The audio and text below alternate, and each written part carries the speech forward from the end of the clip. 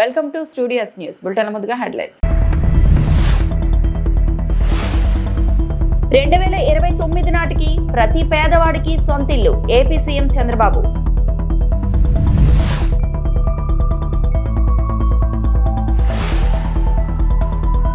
వరాహ industrial park మంత్రి అనిత భూమి పూజ.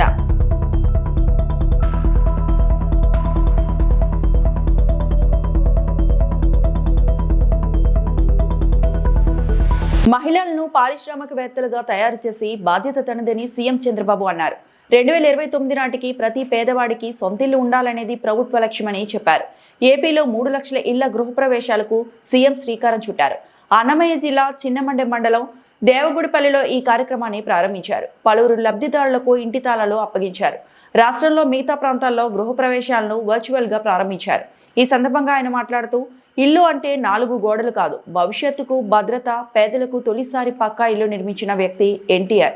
గూడు కూడు దుస్తులు నినాదంతో పుట్టిన పార్టీ తెదేపా. ఇళ్ల లబ్ధిదారులు అందరికీ అభినందనలు. ఇవాళ రాష్ట్ర వ్యాప్తంగా 3 లక్షల ఇల్లు అప్పగిస్తున్నాం. మళ్ళీ ఉగాది నాటికి మిగతావి పూర్తి చేసి అప్పగిస్తాం. ఇది పేదల ప్రభుత్వం, వారికి న్యాయం చేసేందుకు పనిచేస్తాం. ఉగాది నాటికి 5.9 లక్షల ఇళ్లకు గృహప్రవేశాలు చేయిస్తాం. నేను ఒకప్పుడు పొదుపు ఉద్యమం నేర్పించాను మీకు. మీరు రూపాయి పొదుపు చేయండి, నేను రూపాయి ఇస్తాన్నాను 30 ఏళ్ల కంటే ముందు. ఆ విధంగా పొదుపు చేసుకున్న డబ్బులు ఇప్పుడు మీ దగ్గర 25,000 కోట్లు ఉందంటే దేశంలో ఎక్కడా లేని విధంగా మన రాష్ట్రంలో డాక్రా సంఘాలు ముందుకు పోతున్నాయి. ఇప్పుడు మీ అందరినీ పారిశ్రామికవేత్తలుగా తయారు చేసే బాధ్యత మీకు తెలిసిన పని.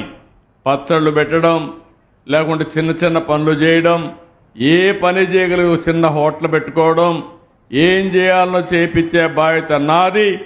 అలాంటి ట్రైనింగ్ ఇప్పిస్తా, అది అందిపుచ్చుకునే బాధ్యత మా తెలుగింటి ఆడపడుచులని చెప్పి మరొక్కసారి తెలియజేస్తున్నా. ఇంకో పక్క అందరికీ న్యాయం చేయాలని చెప్పి ఆలోచిస్తున్నాం. ఈరోజు నేను ఒకటే ఆలోచించాను, 2029కి ప్రతి పేదవాడికి సొంత ఇల్లు ఉండాలి. ఇదే కూటమి ప్రభుత్వం యొక్క ఆశయం. అది నెరవేర్చడానికి రాత్రింబగుళ్ళు పనిచేస్తున్నాం.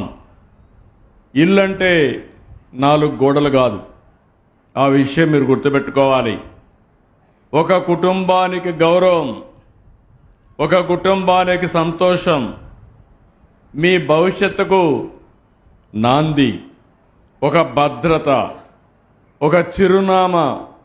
మీరెక్కడున్నారంటే వేరే వాళ్ళ ఇంటి పేరు చెప్పాలంటే మీకు నామోషిగా ఉంటుంది. 2029కి ప్రతి ఒక్కరూ మీ సొంత ఇంట్లో మీరుండేట్టుగా చేసే బాధ్యత ఈ ప్రభుత్వాన్ని. సాంకేతిక పరిశోధనలో విద్యార్థులు మరింత ముందుకెళ్లాలని మంత్రి లోకేష్ పిలుపునిచ్చారు. అమరావతిలో విఐటి ఏపీ వర్సిటీలో నిర్వహించిన సిఐఐ ఎస్ఆర్ హైయర్ ఎడ్యుకేషన్ క్లాంకేవ్ లో మంత్రి లోకేష్ పాల్గొన్నారు. The vision set here is reimagining higher education for India's $5 trillion economy. We should be thinking about our $30 trillion economy. India is going to achieve 5 trillion. Whether the leaders who are sitting here do what they're supposed to do or not, we will achieve $5 trillion economy. The question is, how fast can we achieve the Honorable Prime Minister Shri Narendra Modi ji's vision of India achieving its $30 trillion economy depends on the kind of reforms, collaboration, changes that we all do together here. Economic growth is not possible without intellectual and human capital being harnessed. You know, higher education is not merely a sector for me, it is a strategic pillar here in Andhra Pradesh. 54% of our population is under the age of 25, which makes us one of the youngest workforces. It is a greater asset, and yes, demographic dividend is here to be harnessed. But it also presents unique challenges. The challenges is in terms of our employability, in terms of our ability to adapt to the changes that the world is going through. Only 34% of India's working age population has received a formal training. This is compared to 96% in South Korea, 80% in Japan, and 75% in Germany. The recent economic survey stated that only 51% of our graduates are employable. 51%. There is a big mismatch of what we teach and what the market demands. To be fair, in our current higher educational institutions, we are not able to provide any gainful employment even after 3 to 4 years of formal training. Whilst youngsters go to Amirpet and within 4 to 6 months of training they are able to find a job. So I truly believe that fundamental transformation, not correction, transformation is required in higher education. We must move from degree acquisition to skill activation. పారిశ్రామిక అభివృద్ధితో పాయకరావుపేట నియోజకవర్గం రూపుమారనుందని హోంమంత్రి అనిత అన్నారు. అనకాపల్లి జిల్లా నక్కపల్లి మండలం నల్లమట్టిపాలెం వద్ద వరాహ industrial park ఏర్పాటుకు హోంమంత్రి అనిత మంగళవారం సాయంత్రం భూమి పూజ చేశారు. నిజంగా చెప్పాలంటే ఒక పెట్టుబడుల పండగ జరిగింది. అంటే ఓవరాల్ గా స్టేట్ మొత్తం మీద దగ్గర 87 చోట్ల కొన్ని లక్షల కోట్ల పెట్టుబడులతో ఈ రోజు పరిశ్రమలు ఏర్పాటు చేయడం కానీ, అదేవిధంగా వాటన్నిటికీ అనుగుణంగా కొన్ని లక్షల ఉద్యోగాలు రాబోయే కాలంలో యువతకు తీసుకురావాలన్న ఒక మంచి ఉద్దేశంతో అనకాపల్లి జిల్లాలో సుమారుగా ఒక 3 ఇండస్ట్రీస్ ఓపెనింగ్, అదేవిధంగా 9 ఇండస్ట్రీస్ కి శంకుస్థాపన, ఇంకొక 3 ఇలాంటి ఎంఎస్ఎంఈ పార్కులకు ఒక 3టికి శంకుస్థాపన కూడా ఈ రోజు చేయడం జరిగింది. మన నక్కపల్లి మండలంలో వస్తున్న స్టీల్ ఫ్యాక్టరీకి సంబంధించి ఇక్కడ దానికి అనుగుణంగా ఉన్న పార్కులు కూడా పార్క్ సంబంధించి ఇక్కడ పెట్టుబడులు కానీ రానున్నాయి. 32 కోట్ల పెట్టుబడి, దగ్గర 90 ఎకరాలు. దాంతో పాటు ఇక్కడికి రాబోయేది కూడా 1200 కోట్ల రూపాయల పెట్టుబడితో ఇక్కడికి ఇండస్ట్రీస్ కూడా రాబోతున్నాయి. వాటిలోని దగ్గర 5,000 నుంచి 6,000 మంది యువతకు ఉద్యోగాలు కల్పించే కల్పన కూడా ఈ రోజు ఒక ప్రణాళికబద్ధంగా ముందుకెళ్తున్నాం. గాజువాక పెదగంట్యాడ విశాఖలో 700 కోట్లతో 7 ఎంఎస్ఎంఈ పార్కులు ప్రారంభించిన మంత్రులు. చంద్రబాబు దృష్టితో పరిశ్రమలందరికీ అవకాశాలు. రాష్ట్ర ప్రభుత్వం ప్రతిష్టాత్మకంగా చేపట్టిన పరిశ్రమల ఉపాధి కల్పన కార్యక్రమంలో భాగంగా ఈరోజు పెదగంట్యాడ ఏపీఐఐసి ప్రాంతంలో ఏర్పాటు చేసిన సమావేశంలో కార్మిక శాఖ మంత్రి వాసంశెట్టి సుభాష్, జిల్లా ఇన్ఛార్జ్ మంత్రి డోలా వీరాంజనేయులు, మేయర్ పీలా శ్రీనివాస్, ఎంపీఎం భరత్, ఎంఎస్ఎంఈ చైర్మన్ గండి బాబ్జీ, జిల్లా కలెక్టర్ ఎంఎన్ హరేంద్ర ప్రసాద్ పాల్గొన్నారు. ముఖ్యమంత్రి నారా చంద్రబాబు నాయుడు అమరావతిలో నిర్వహించిన పరిశ్రమల ప్రోత్సాహక సమావేశాన్ని వీడియో ద్వారా వీక్షించిన అనంతరం మంత్రులు పెదగంట్యాడ, పెందుర్తి, ముడ్సల్లవ్వ, గోపాలపట్నం తదితర ఏపీఐఐసి ప్రాంతాల్లో 700 కోట్లతో కోట్ల వ్యయంతో నిర్మించిన 7 ఎంఎస్ఎంఈ పార్కులను ప్రారంభించారు. ఈ రోజు రాష్ట్రంలో 50 ఎంఎస్ఎంఈ పార్కులను ముఖ్యమంత్రి చంద్రబాబు నాయుడు ప్రారంభించడం జరిగిందని అన్నారు. పరిశ్రమల ద్వారా వేలాది మందికి ఉపాధి అవకాశాలు కలుగుతాయని చెప్పారు. 70% ప్రైవేటు పెట్టుబడులు, 30% ప్రభుత్వ భాగస్వామ్యంతో ఈ పార్కులు ఏర్పడుతున్నాయన్నారు. నవంబర్ 14, 15వ తేదీల్లో జరగబోయే సిఐఐ సదస్సులో దాదాపు 10 లక్షల కోట్ల పెట్టుబడులు రాబోతున్నాయని వెల్లడించారు. యువత భవిష్యత్తు కోసం సుమారు 400 పరిశ్రమలతో అగ్రిమెంట్ చేసుకున్నానని అన్నారు. రేపు అంటే 14, 15వ తారీఖు జరగబోయే పార్ట్నర్షిప్ సమ్మిట్ కి ఒక ప్రారంభంగా మీరు ఇది భావించండి. ఇవాళ ఏంటి అంటే రాష్ట్ర వ్యాప్తంగా ఒక పాజిటివ్ మూవ్మెంట్ తీసుకుని రావాలనే ఉద్దేశంతో ఇవాళ ఏపీఐఐసి ఆల్మోస్ట్ 87 లొకేషన్స్లో అనేక projects, industrial parks, MSME parks ఇవాళ ప్రారంభించడం ముఖ్యమంత్రి గారు జరిగింది. అండ్ దీని వెనకాల ఉద్దేశం ఏంటంటే సొంత సత్తా ఉన్న పెద్ద కంపెనీలకి వాళ్ళకి ల్యాండ్ ఇస్తే వాళ్ళే బిల్డ్ చేసి ఉద్యోగ కల్పన, అక్కడ ఎకనామిక్ యాక్టివిటీ చేస్తారు. కానీ చిన్న వ్యాపారస్తులకి వాళ్ళు సొంతంగా ఒక ఫెసిలిటీ చేసుకోవాలంటే వాళ్ళకి కామన్ ఎక్స్పెండిచర్ చాలా ఎక్కువైపోతుంది. రోడ్లు పెట్టుకోవాలన్నా, డ్రైనేజ్ అన్నా, వేస్ట్ అన్నా. సో వాటికి ఏంటి అంటే 2 రకాలు. ఒకటి మన వెనకాల ఉన్న ఈ ఫ్లాటెడ్ ఫ్యాక్టరీ కాంప్లెక్స్ లాగా స్టీల్ షెడ్లతో చిన్న యూనిట్లు ఒక డెవలపర్ చేస్తారు, ఒక్కొక్క యూనిట్ రెంట్కి ఇస్తారు. 2 ఏంటి అంటే కొంత పెద్ద అయినప్పుడు ఇండస్ట్రియల్ పార్క్స్లో ఇప్పుడు ఇవాళ 63 ఎకరాలతో ప్రారంభించారు. దాంట్లో వాళ్ళకి 45 ప్లాట్లు, 6 ఎకరము చిన్న బిజినెసెస్ అంటే మరీ 50 లక్షల కోట్ల రూపాయలు కాకుండా ఒక 10 కోట్లు, 20 కోట్లు వ్యాపారం చేసే బిజినెస్లకి అక్కడ కూడా వాళ్ళ ల్యాండ్ కేటాయించడం జరుగుతుంది. సో అన్ని రకాల వ్యాపారస్తుల్ని మనం ప్రోత్సహిస్తాం. 1.22 ఎకరాల్లో సుమారు 8.6 కోట్లతో మరి ఈ రోజున MSME park flatted factory complex అనేది నిర్మిస్తా ఉన్నారు. సుమారు 28,000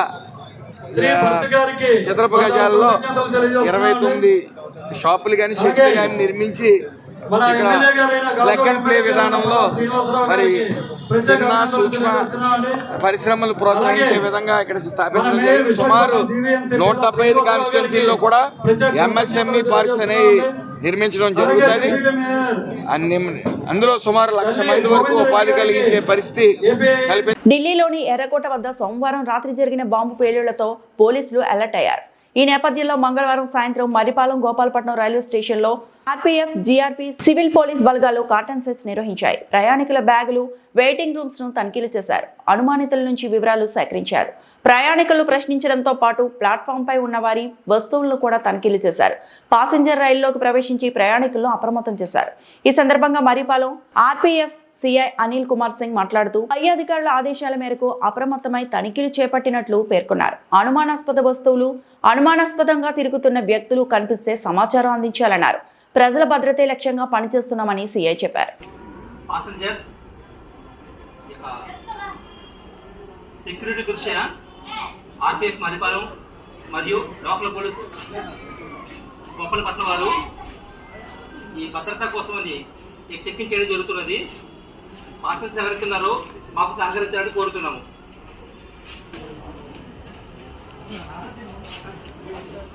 పాసెంజర్స్ యొక్క భద్రతా దృష్ట్యా ఆర్పీఎఫ్ మరిపాలెం వాళ్ళు, గోపాలపట్నం లోకల్ పోలీసు వారు. రైతులు, అధికారులు, చక్కెర కర్మాగారాల యాజమాన్యాలతో కలెక్టర్ సమావేశం. చక్కెర కర్మాగారాలను ఆధునీకరించాలి. చెరుకు హార్వెస్టింగ్ కోసం ప్రత్యేక ప్రణాళికలు రూపొందించాలి. హార్వెస్టింగ్ అయిన చెరుకు వెంటనే ఫ్యాక్టరీకి చేర్చి తూకం వేసేలా చూడాలి. ఫ్యాక్టరీ జోన్, నాన్ జోన్ అంటూ వ్యత్యాసం చూపకుండా రైతులందరికీ ఒకే ధర చెల్లించాలి. మద్దతు ధర, రవాణా ఛార్జీల విషయంలో రైతులు, కంపెనీలు ఎవరూ నష్టపోకుండా చూడాలి. యంత్రాల ద్వారా నరికే చెరుకు సహేతుకంగా ఉండాలి. చెరుకు రైతుకు గిట్టుబాటు అయ్యేలా చక్కెర కర్మాగారాల యాజమాన్యాలు మద్దతు ధర నిర్ణయించాలని జిల్లా కలెక్టర్ పి ప్రావీణ్య అన్నారు. మంగళవారం సంగారెడ్డి కలెక్టరేట్లో చక్కెర కర్మాగారాల ప్రతినిధులు, రైతు సంఘాల ప్రతినిధులు, షుగర్ కేన్ ఇన్స్పెక్టర్, జిల్లా అదనపు collector Madhuri, CDC chairman Ramareddy తదితరులతో కలిసి ప్రస్తుత సీజన్లో చెరుకు క్రషింగ్ మద్దతు ధర నిర్ణయించడంతో ప్రత్యేక సమావేశం నిర్వహించారు. జాయింట్ కలెక్టర్ ఏసీ రెవెన్యూ గారికి, అలానే ఏసీసీ గారికి, సిడిసి చైర్మన్స్ రామరెడ్డి గారికి, మొబైల్ గారికి, డిఓ గారికి and sugar cane factory owners ముగ్గురికి అండ్ ఇక్కడ పార్టిసిపేట్ చేస్తున్న రైతు సంఘాల నుంచి రైతులందరికీ కూడా గుడ్ ఆఫ్టర్నూన్.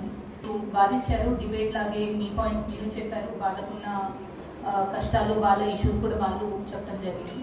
దీంట్లో చూస్తే 2 రకాలుగా మనము ఉన్న ఇష్యూస్ని క్లాసిఫై చేసుకోవచ్చు. ఒకటేమో రేట్, రెండోది మనము ఏదైతే ప్రాసెస్ ఫాలో అవుతున్నామో అది హార్వెస్టింగ్ అవ్వచ్చు, దాని తర్వాత ప్రాసెసింగ్లో అవ్వచ్చు. ఇది మొత్తం ప్రాసెస్లో జరుగుతున్న ఇష్యూస్ ఉంటుంది.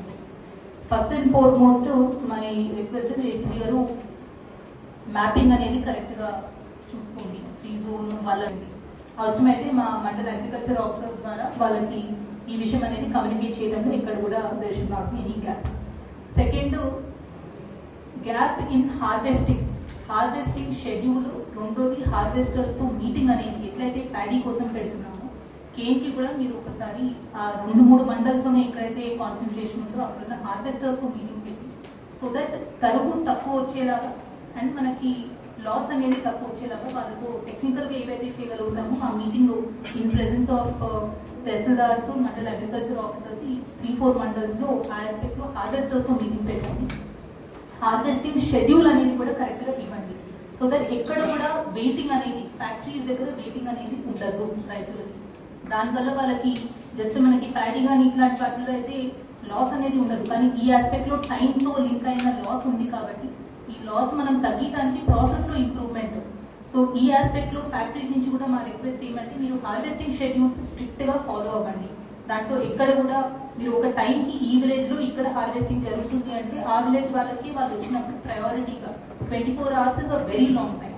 మీరు 24 అంటున్నారు కానీ మీకు 6 hours లాస్ ఉంటుంది కాబట్టి విత్ ఇన్ 12 hours కంపల్సరీ వచ్చిన ప్రాబ్లం మీరు తీసుకోవాల్సింది. జూబ్లీహిల్స్ నియోజకవర్గంలో యూసఫ్గూడ డివిజన్లో దొంగ ఓట్లను వేయడానికి చూస్తున్న కాంగ్రెస్ నాయకులను గురించి అడ్డుకున్న నర్సంపేట మాజీ ఎమ్మెల్యే పెద్ది సుదర్శన్ రెడ్డి అభ్యర్థిని మాగంటి సునీత గోపీనాథ్ని పోలింగ్ స్టేషన్లోకి ఒక మహిళని చూడకుండా పోలీసులు అడ్డుకునే ప్రయత్నం చేయగా పోలీసులు దౌర్జన్యంగా కాంగ్రెస్ గుండాల వైపు పోలీసులు మద్దతుగా ఇస్తున్నారని పోలీసులపై పెద్దిరెడ్డి సుదర్శన్ రెడ్డి మండిపడ్డారు.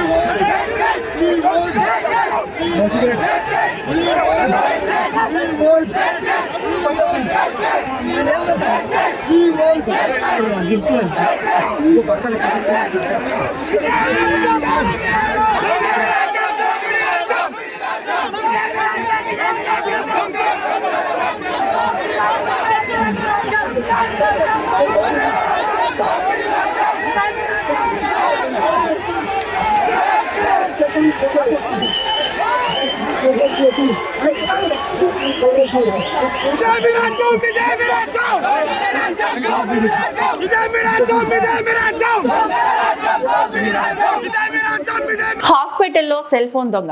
హాస్పిటల్లో ఓ వార్డులోకి చొరబడి రోగుల బెడ్ వద్దకు వెళ్లి సెల్ ఫోన్ చోరీ చేస్తున్న దొంగ. సీసీ ఫుటేజ్లో చోరీ దృశ్యాలు నమోదు కావడంతో బయటపడిన దొంగతనం. ఆంధ్రప్రదేశ్ అల్లూరి సీతారామరాజు జిల్లాలో అరకు వ్యాలీ హాస్పిటల్లో ఈ ఘటన చోటు చేసుకుంది. హాస్పిటల్లో భద్రతా లోపాలను స్పష్టంగా ఈ ఘటన బయటపెట్టింది.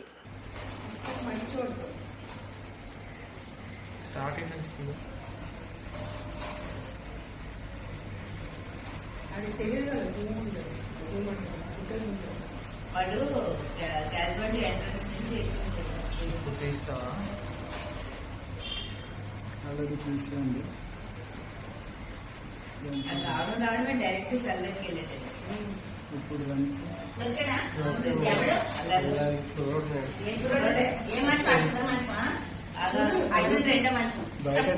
మంచం కాదు, డైరెక్ట్ గా రావడం ఎంటర్ అయ్యి వెళ్ళిపోయాడు సందర్కి. పేషెంట్ అయితే కాదు, వస్తున్నాడు. అది ఇప్పుడు చూడు అంతే, డైరెక్ట్ గా సందర్కి వెళ్ళాడు. ఇటు అటు చూస్తున్నాడు.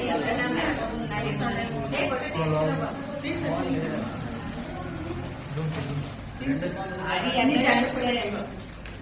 అక్కడ అది కేసు తీయమ్మా. కేసు తాడితే తప్పించుకున్నాడు, దగ్గర కప్పుకున్నాడు. పోలుస్తారేమో. అది ఇటు తీసాడు కదా, ఇటు తిరిగాడు కదా. చూడు చూడు ఎంత నెమ్మదిగా చూడండి.